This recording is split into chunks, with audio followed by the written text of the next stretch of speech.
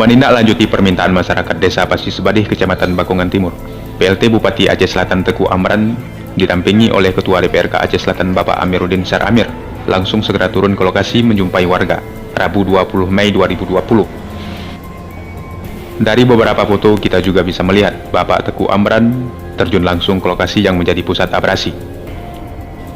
Beliau juga menyampaikan kepada warga sudah dikoordinasikan ke pihak Dinas PUPR untuk mengukur titik koordinat dan membuat gambar pembangunan tanggul pemecah ombak.